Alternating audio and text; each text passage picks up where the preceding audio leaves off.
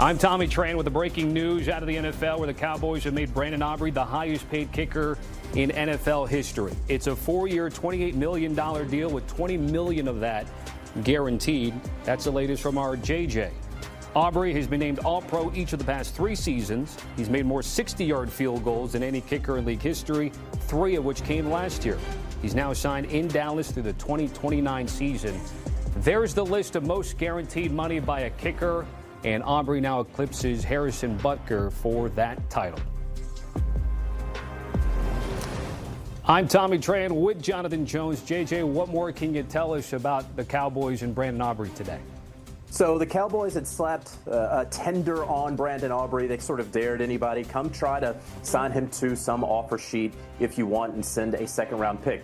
Brandon Aubrey is worth a second-round pick, certainly worth that in the 2026 draft, even though he is a kicker, because he is a game changer, because the Dallas Cowboys, if they get a touchback and get a first down and a couple more yards, they are in scoring position. They can get 3 points with the leg of Brandon Aubrey. And so they hammer out this deal with Todd France, the agent of Brandon Aubrey, who happens to be the same agent as Dak Prescott. He helped make Dak Prescott the highest paid player and quarterback in NFL history. He now helps Brandon Aubrey become the highest paid kicker in NFL history. $7 million per year on average. He's locked up there in Dallas, and it's a great move, an obvious move for the Cowboys. This is what they've wanted, and in this new age NFL with the new dynamic kickoff, you need a guy like Brandon Aubrey. I think you hinted at it, but one more before I let you go, in terms of just the sense of what we're talking about, right? Because at one point, Aubrey wanted $10 million a season. There was a deadline last week that if he didn't get it done, 5.6 was floated out there, so this seems to be something in the middle.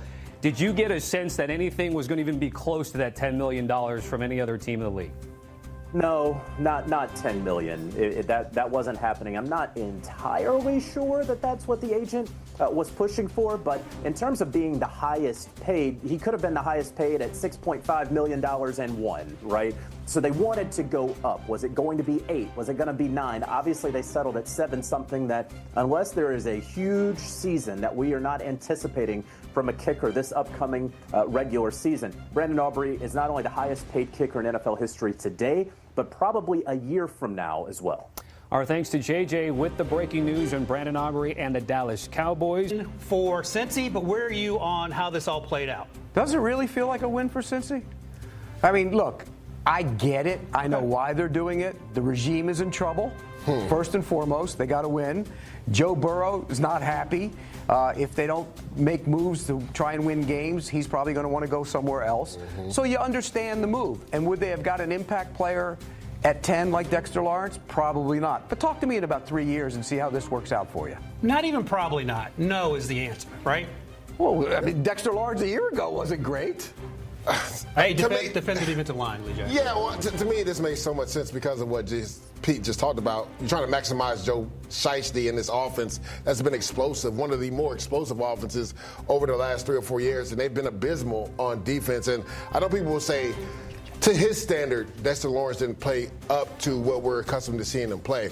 But I talked to interior offensive linemen in football, and he's still one of the most feared guys in football. A lot of what he does, Pete, doesn't show up in the score card, right, or the scorebook, because you have to put at least 2 guys on him every single play. And sometimes 3 guys. You turn on some of the tape, he gets most of the attention on the defensive line. I think Brian Burns will tell you firsthand that his ascension this last year has a lot to do with what Dexter Lawrence does in the middle of the defense. So if you're the Cincinnati Bengals and you've been abysmal, stopping the run, letting the ball get over your head, Dexter Lawrence helps you from day one. And to Ryan's point, at pick number 10, you're not going to find a player that is going to have the impact that Dexter Lawrence is going to have over the next 2 to 3 years. Considering he was found at pick number 17, you can say that. Where was Jeffrey Simmons picked? At pick number 20, I think? He had ACL. But the bottom is there line anybody that has the makeup of Dexter Lawrence in this draft? Yes or no? No. No, so you're Because not going to there's find a player like Dexter Lawrence. But here's the other thing.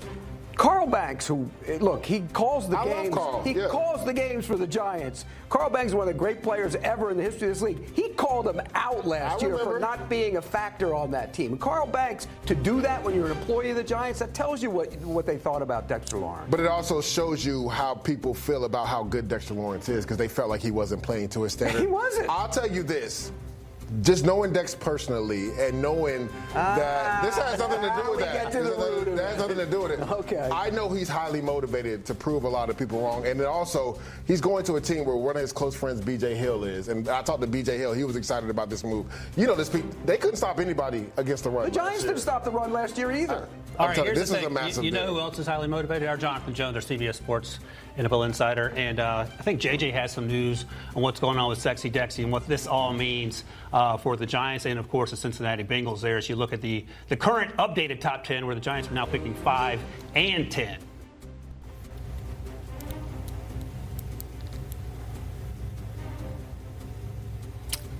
All right, here we go, JJ. What do you got? Love the see-through specs looking like Jackson Dart there. So is this a Cincy thing or is it a New York Giants thing? Well, first of all, Ryan, it's great to see you. Ran, it's great to hear from you so far in this show. Jay and Pete doing what you guys always do. Here's what I can tell you about the trade that took place with the Cincinnati Bengals, right? Yeah, the 10th pick in this draft, it's rich, right? But if we all agree that this is a lesser draft, then the 10th pick is not as valuable as typical drafts. And you also consider that the Cincinnati Bengals have not drafted all that well, right? We can go back to the Shamar Stewart case and all that stuff. They have not drafted well. So if you say, wow, 10th is rich, well, do you trust this team to make the right pick at 10, especially if you think this is like an 8 or so player first round, okay? They could have been frozen out of that. Dexter Lawrence, I think to Lijay's point, if he returns to 2024 Dex and not 2025 Dexter Lawrence, if you get that version of Dexter Lawrence, you're going to get somebody who's going to help out Shamar Stewart and Myles Murphy on the edges, who is going to help out the guys behind him. And yes, they still need some stuff there on the Cincinnati defense. Lou Anarumo, who got fired by Cincinnati, I would have to think probably wasn't all that upset about leaving Cincinnati to go to the Indianapolis Colts. Meanwhile, the New York Giants, they understood that Dexter Lawrence wanted out. This was not necessarily about money because it's just a one-year, $28 million extension, right? The Giants could have done that. But instead, what they get here is another top 10 pick to help remake this team in the vision of John Harbaugh. And we know that he is calling the shots here. And so in the top 10, would I at all be surprised to see them go offense and defense or defense at 5 and 10? None whatsoever. Yeah, I'll just throw in my little 2 cents. I know y'all got good credit. Y'all don't need any. Can reintroduce yourself again. Hi, everybody. My name is Rand Carthon. I'm a part of this podcast. Thank you guys for joining us today. But no, here's the one thing I want to say, and this is more of a Cincinnati Bengals thing and not an indictment on Sexy Dexy or whatever, but are you a Dexter Lawrence away from making this a top-tier defense? Right, you add Dex, and you can put as many hands as you want on Dex in the middle. But how are you going to get to the quarterback? You still have tons of questions about who your edge guys, and we can say Shamar Stewart, we can say Myles Murphy, but we have not seen them do it. And so again, my thing is, was this more of a let's show everyone we're trying to do something to fix this versus knowing that, okay, we're making this one fix and it's going to take our team to the next level? I'll say this. They also brought in Boye Mafe from Seattle and then Brian Cook in the secondary. So they've tried to revamp. And to JJ's point, I'm so glad he brought that up. That's why I think that number 10 overall pick wasn't as vast as people think it is because they've struggled developing guys. We talked about Myles Murphy. He sort of started to turn the corner towards the end of last year, but Shamar Stewart hasn't really showed up. Chris Jenkins, another D tackle, hasn't showed up. So to me, why not get a proven guy? You added Jonathan Allen, who had some struggles last year, but is a veteran player as well. You have B.J. Hill, you have T.J. Slayton. Pete, this is the first time they've actually had a good rotation of veteran guys at D tackle. When's the last time we could say that about the Bengals? And then you get Boye Mafe, Myles Murphy. Now you're not expecting Shamar Stewart to be the guy right now. He's going to be defensive end 3 or 4, and they fixed their safety with a guy that has championship pedigree in Brian Cook. So they've made some moves. Real quick, Pete, before you go, I think, and to your point, I'm not refuting anything you're saying. Yeah. But I think what you just said shows that there's a larger issue in Cincinnati. Oh, development issue for sure. If there's a development issue, then, I mean, every year, were you going to adopt a let's need F those picks and you're just going to trade them for first round for known guys? But that's